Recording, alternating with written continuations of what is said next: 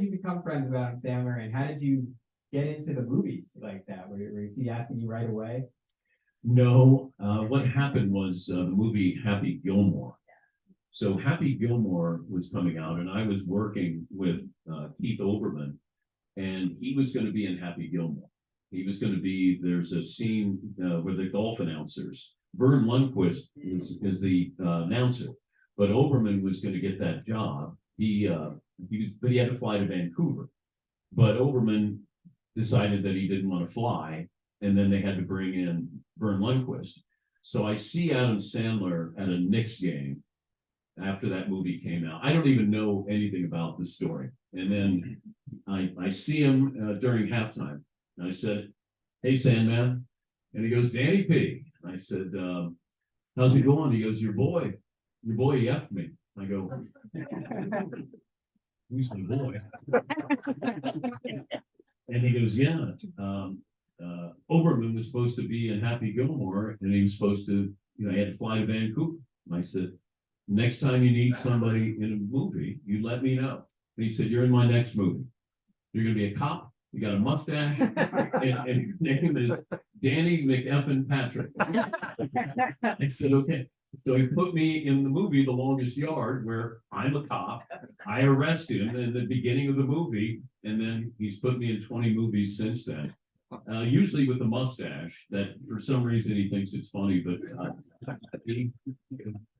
he's been very loyal, extremely loyal, and a friend. And so whenever he needs a cameo, I'm usually there for him.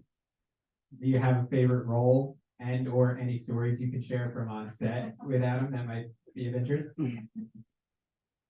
I did a movie so it was Jennifer Aniston and Nicole Kidman. It's called Just Go With It, and I play a nightclub owner. And first of all, I'm on stage with Kidman and Aniston.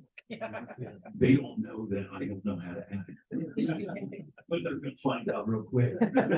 And I just remember my scene says, my name was Dan Tanner or something like that. And Sandman said, so he wrote on the script, Dan Tanner walks on stage and introduces everybody. And that was it. So I'm like, all right, I got this. So I walk on stage, I introduce everybody, and then I stop. Well, Sandler's out, in the crowd with Dave Matthews, the musician who's in the movie. He goes, "Danny, ad lib." Now I got Kidman and Aniston who are on both sides. They're just looking at me like, "Dude, do you know what you're doing?"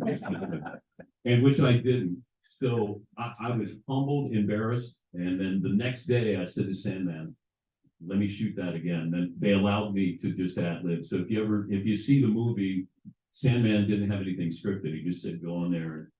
But I was intimidated by Nicole Kidman. She's an actress. There's no bullshit with her. She's an actress.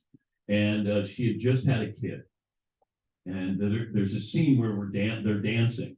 They're doing this coconut dance, something silly. And I remember if I ever got caught where I had to have small talk with her, I needed something. And my daughter goes, "Hey, my birthday is the same birthday as her daughter." And I go, "Awesome. If I ever run into Nicole Kidman, I'm going to be good." So in between scenes, we go into this room. I'm there with Sandler's bulldog, playing with the bulldog by myself. Kidman walks in. Well, it's one of those where you walk in and she didn't know if I noticed she walked in, but then when I did, then she had to sit down. So all of a sudden she goes and she sits down. She has nothing to say. 5 minutes go by. I'm petting this bulldog. I'm taking off layers of skin on this bulldog. I just love this bulldog. And then I said, "My daughter's birthday is the same birthday as your daughter." And she goes, "Oh, that's great." And then that was it. She gets up to leave and then walks out. Her husband, Keith Urban, comes in. Keith Urban talked my ear off. He's like, "Oh man, I didn't know you're going to be. Let's talk about the Titans." So Nicole comes back in like 20 minutes later, she's waiting for him. And then she says, you know him. And then he goes, yes, he's a famous sportscaster. And she says, he's not an actor.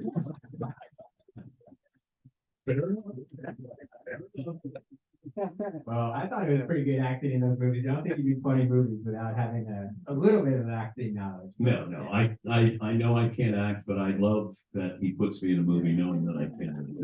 That's a great